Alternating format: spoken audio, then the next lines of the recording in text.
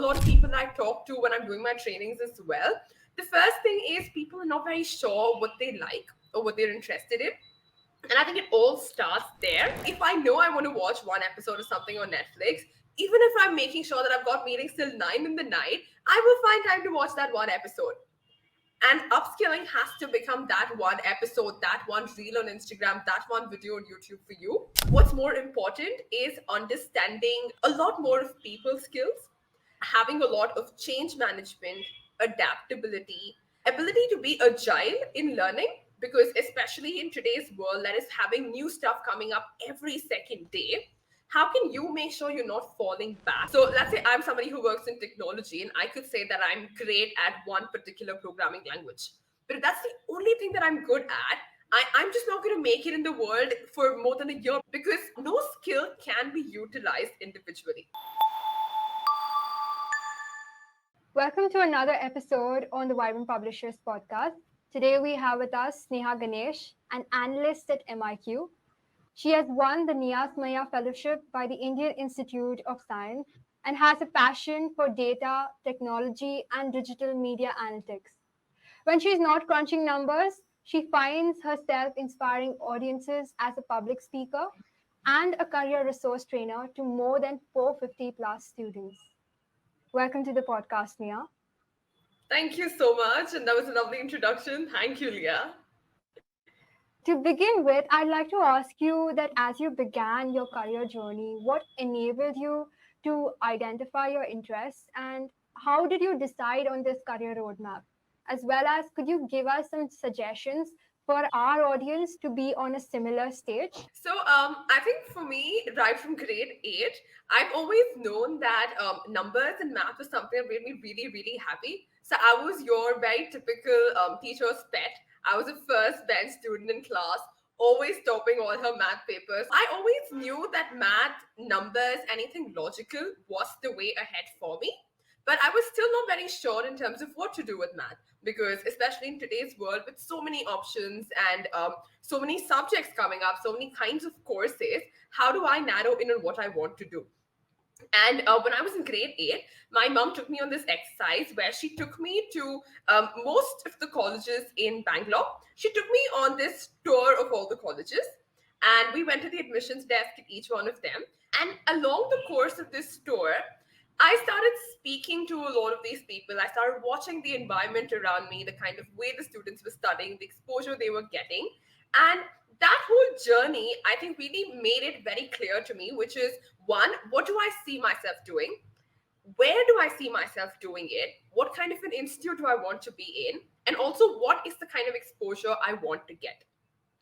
And now that I knew that it was math for me, I also knew where it was going to be math for me. The next thing was, what do I do with math? Because I can't just sit with math. So that's when I spent trying to understand that people with similar passions as mine, what do they do in their career? What kind of day jobs do they have? What makes them live the same kind of joy that I want to live? And that's how I came upon realizing that data analysis as a career path exists.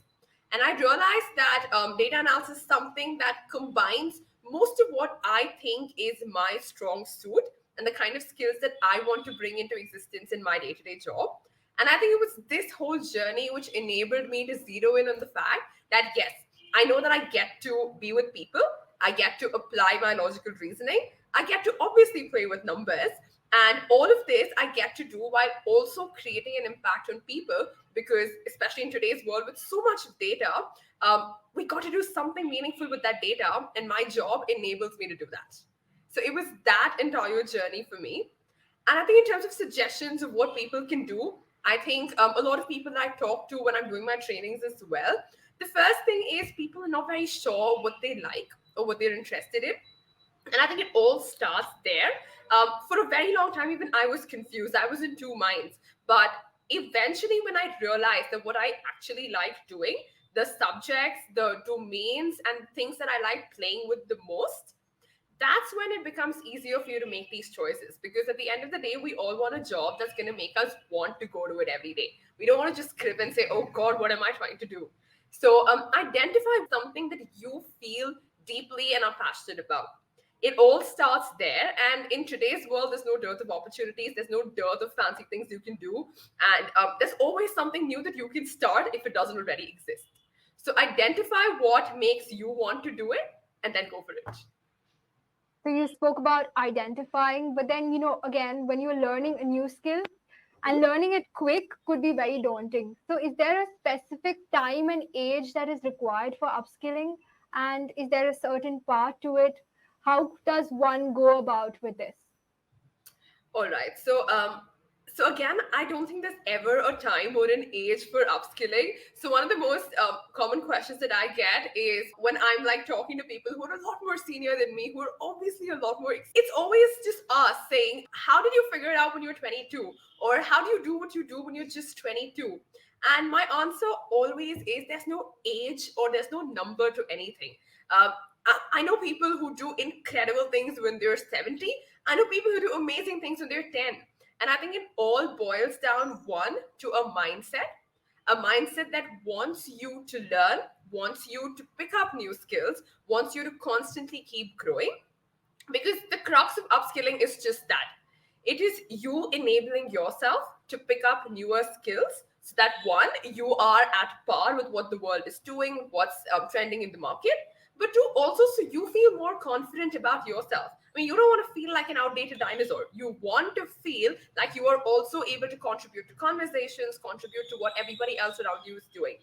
And I think it comes down to that mindset of constantly wanting to learn. And there's no set timeline. I would say you need to do it every day for the rest of your life, because there's never a shortage of things to learn. In the world of the internet, there's always something new you can pick up. And there's also no right or wrong skill. And nothing that you learn is ever going to go to waste. So I would say that no right age, no right time. There is no set criteria. If it makes you happy and it is something that you feel you want to know about, there's always scope for upskilling. All right. And are there any certain resources while you are on this upskilling journey? So I'll talk about this concept that I usually like talking about. It's called T-shaped upskilling. So when I say T, I mean the alphabet T. And I usually ask people, what do you think the T is? And common answers are talent, technology, and things like that. But very simply put, the T is nothing but a representation of an individual's skills. So the T is structured like this. So we have vertical, we have horizontal, and each individual is required to learn or to make sure that their skills are structured like a T. So have enough skills along the horizontal, which is what your core strength is. What is that one or two domains or specific areas that you think you are the best at? And that is your core vertical that goes here. But also, that's not enough. So let's say I'm somebody who works in technology and I could say that I'm great at one particular programming language. But if that's the only thing that I'm good at, I'm just not going to make it in the world for more than a year, because no skill can be utilized individually. It has to be coupled with a lot of other competencies. And that's where the rest of the breadth comes in, where you are required to also diversify the kind of skills that you're equipping yourself with. And I don't mean these skills only with one particular domain. So if you're, let's say, working in media, it doesn't mean you only learn about media. You will have to diversify and, let's say, start with domain knowledge. You will have to understand what's happening around you. The second is going to be communication. How are you going to effectively communicate? The third is going to be creativity. How you can come up with stuff on the spot because there's so much of happening. It's also how you're interpersonally interacting with people, how you present yourself. And each one of these are skills. And even for somebody like me, I work in technology, but I work in the space of advertising. So I can't just have one side of my brain that's a logical end of it functioning all the time. I need to bring in some amount of visualization, creativity, understanding the market, understanding the consumers that I'm trying to target. So it is always you attempting to upskill yourself to look like a T, and make sure that your horizontal is just as strong as your vertical, because without a balance between the two of them, you are going to struggle to make it in the future. Right. So it all boils down to the right mindset, and then you can further build up your skill set. Absolutely. And what advice would you give to someone who is up for upskilling but may not know how to balance times? Because you're obviously upskilling, but then there is work, there is personal pressure. How can one balance in that picture? Absolutely. So, I think balance, again, I'm going to reiterate, it is starting with the mindset for somebody to want to do it. Because as soon as you want to do it, you will make time for it. So, like, if I know I want to watch one episode of something on Netflix, even if I'm making sure that I've got meetings till 9 in the night, I will find time to watch that one episode. And upskilling has to become that one episode, that one reel on Instagram, that one video on YouTube for you. It has to come from a place of passion or something that motivates you internally. But apart from all of this, I think another thing that we all must keep in mind is that upskilling is not it's not a linear path, and it's not the same for all of us. So upskilling could just mean doing a course online, but it could also mean that you're picking up a new volunteering opportunity. It could mean you're raising your hands for something in office which didn't seem like it's your comfort zone, but you decided to go beyond because it's enabling you to learn a new skill. It could mean standing up and hosting an event in office. It could mean just volunteering to host a potluck. Could even mean something at home, like saying, okay, this month I will take care of the budget home because I really think my financials are struggling. So, it could be anything and could be as small as that because there is no place where one can learn for certainty. And there are enough and more avenues where you can pick up new skills. So, I think upskilling that way does not require resources as much as it requires an internal push and a motivation for you to want to learn. So, the most important thing is to be open to it, is to look out for opportunities that enable you to learn new skills. And if you can't find the opportunities, create the opportunities for yourself. Go out to a meetup, go out to a conference, push yourself out of your comfort zone to talk to five new people who don't do what you do every day. Because if they do what you do, you can easily have a conversation. Put yourself in a spot of difficulty and try to get over it. It's that which is going to help you learn and expand that skill set. You said that upskilling is not linear. Mostly when people talk about upskilling, they normally go to a formal course. So Mhm. if I want to learn about leadership, I will go to a course that teaches me leadership. But that's not it, right? So Yep. can you tell us a creative method or an unconventional method where you learned a proper skill that further benefited in your career? All right. So this is a very nice story that I usually love talking about. And for people who've known me for like let's say 6 years in the past, they can testify that Sneha Ganesh today was not Sneha Ganesh 6 years back. So there has been this drastic change in who I am and what I do. And I think it's just been the kind of upskilling and the kind of opportunities that I've put myself through.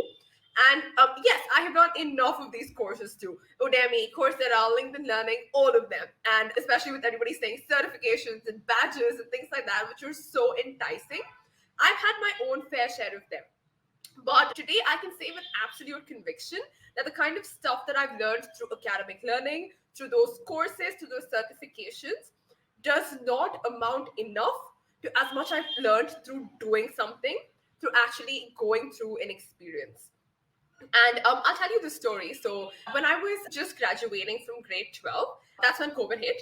So, I was part of the COVID batch and I was trying to figure out what I'm doing with my undergrad. And I was applying to courses. I still hadn't gotten admitted to a college because our grades were paused. We hadn't got our results yet. So, in the midst of all of this uncertainty, I still didn't know that out there in the world, competition is a lot more than the marks that you have and your knowledge. It's more on the basis of your skills. So I had this opportunity to volunteer at an organization called Aspire for Her. It's a social startup which had just begun. It was a COVID baby. They were trying to spread word about the organization, and they wanted to just get some people who could join them as ambassadors to reach out to their communities and circles to talk about the organization. And me being a very people's person, stuck at home during COVID was pretty hard. So I said, okay, it's an outlet for me to do something different. It's obviously not data. It's in no way related to what I'm doing, but let's do it. It just seemed like something new, and I went for it. And that one step and the 3 years that followed have been transformational. They've created Sneha of today, and I can say this with absolute certainty.